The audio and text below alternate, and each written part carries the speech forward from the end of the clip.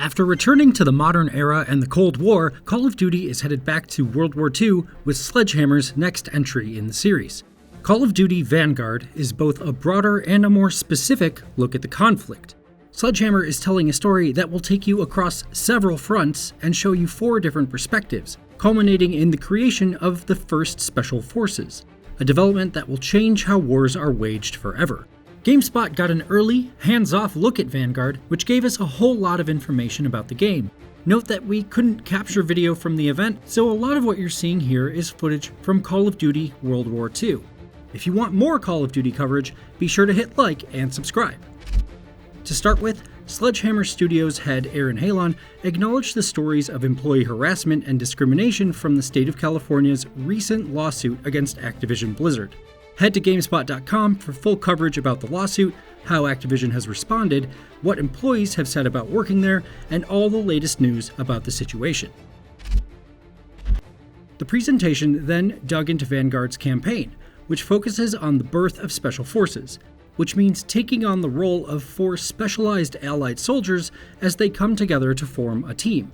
On the multiplayer side, the focus is on the feeling of what it's like to play as those Special Forces soldiers in all combat scenarios.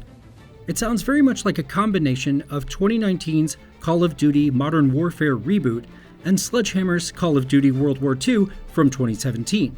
In fact, Sledgehammer says Vanguard uses an upgraded version of the Modern Warfare engine. You play as elite soldiers, but they're not yet the Tier 1 operators of Modern Warfare. As Sledgehammer described it, the down-the-barrel experience of fighting in Vanguard will have you feeling like a hammer rather than Modern Warfare's scalpel.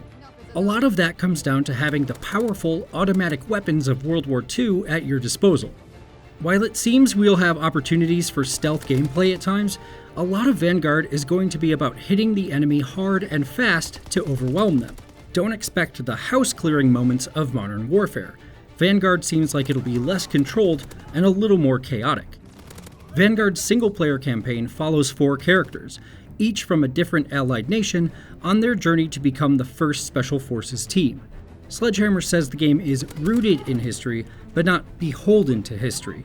So this is a fictionalized story based on some real people and events. It's also not linked to the story of Call of Duty World War II. Each of the main characters is inspired by actual soldiers who fought for the Allies and the battles they took part in. Sledgehammer says that while working with historians on the game, the team focused on tide-turning battles and moments where individuals or groups of soldiers had a major effect on the war effort. We saw a bit of the campaign in action in which players took on the role of Sergeant Arthur Kingsley, the eventual leader of your Special Forces team. Kingsley is a paratrooper in the British 6th Airborne Division, who takes part in Operation Tonga, in which paratroopers jumped into Normandy the night before the Allied invasion on D-Day. His jump goes very badly as German anti-aircraft guns pummel the British planes, and his chute catches fire. Kingsley manages to pull his reserve chute just as he lands and nearly drowns as he crashes into a pond, losing his rifle. From there, Kingsley has to avoid German patrols, sneaking through the darkened French countryside. We saw the usual Call of Duty blending of hands-off cinematics and gameplay, with Kingsley eventually finding a weapon and fighting off German soldiers in a farmhouse. The whole portion highlighted the chaotic, high-stakes feel we can expect from Vanguard's missions. There will be the usual blend of stealth and tactical play, but these are turning points in the war, and Sledgehammer wants to get across the stakes and fear, as well as the feeling that you can also smash through the enemy forces.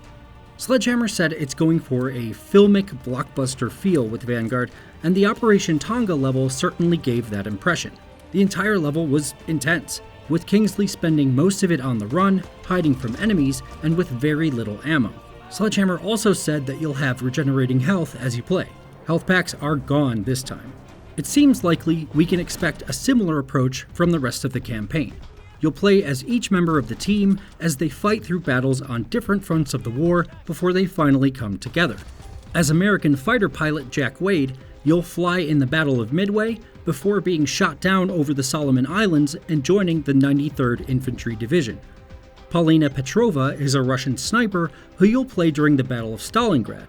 She's not just a deadly sharpshooter, but also an inspiration to the Russian people. Finally, Australian Lucas Riggs fights in the North African Battle of El Alamein, disrupting the enemy supply lines to help stop the German tank division fighting there. Eventually, the team will come together for a mission in Berlin near the end of the war.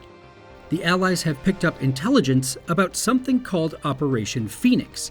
The team, led by Kingsley, are sent to infiltrate Berlin, find out what Operation Phoenix is, and try to stop it.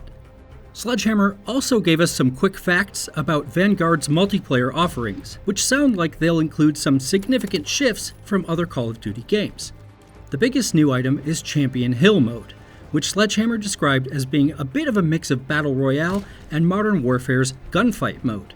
8 teams face off to be the last team standing on a single map. Vanguard will also include maps and game modes that will change the combat pacing of your battles. Some modes will be considered tactical, which slows down the speed of encounters, requiring you to be more methodical and careful, and where every bullet matters. On the other hand, Blitz games will pack as many players into a map as it can reasonably withstand, creating a faster, more chaotic game that's high risk, high reward. There will also be standard game types which sound like they'll have a more classic Call of Duty feel. Firing up multiplayer from Quick Play, you might play through all 3 experiences back to back. You'll also be able to set filters so you just get the types of matches that you want. Vanguard will launch with 20 multiplayer maps, 16 of which will be 6v6 maps, with the other 4 being 2v2 maps. Expect these maps to feel different from other Call of Duty games, going back to the idea that you're a hammer and not a scalpel. Maps will feature a lot more destructibility than Call of Duty games in the past, where you won't just have the ability to shoot other players through certain pieces of cover or walls, but you'll actually be able to destroy walls to create new lines of sight or pathways. It's not quite the level of destructibility of Battlefield games, but more like Rainbow Six Siege, where you can alter certain places on the map to create temporary advantages. Expect multiplayer matches to shift as they get more and more destroyed. We didn't get too much else in the way of details about multiplayer, but we do know that elements like the gunsmith are coming back, along with additional customizations like ballistics and ammo types. Sledgehammer said it will reveal more details in an upcoming multiplayer showcase. In addition to the usual campaign and multiplayer, Vanguard will also have its own Zombies mode, which is being developed by Treyarch. The mode will act as a prequel to the Zombies mode in Black Ops Cold War, so it'll operate in the same universe with more Zombies lore and connections to the story. Expect some alterations and improvements to the core gameplay though. Finally, Vanguard is also getting a new Warzone map, developed by Raven Software. It uses the same tech as the rest of Vanguard, so the guns and mechanics will feel the same when switching between Vanguard's other modes and its Warzone map. All of Warzone's different iterations will be connected through a new metaverse, Sledgehammer says. And Raven is also working on new anti-cheat measures to improve the game. Expect the usual live game features to kick off when Vanguard launches as well. Sledgehammer says there's a huge calendar of free seasonal content planned, and while it didn't give any specifics, it sounds like you can expect elements of the campaign narrative to carry forward with seasonal gameplay, just like in other recent Call of Duty games, as well as new multiplayer offerings. The last thing we know is the release date, November 5th, 2021. We will have plenty more coverage of Call of Duty Vanguard ahead of its release, so be sure to stay tuned to GameSpot.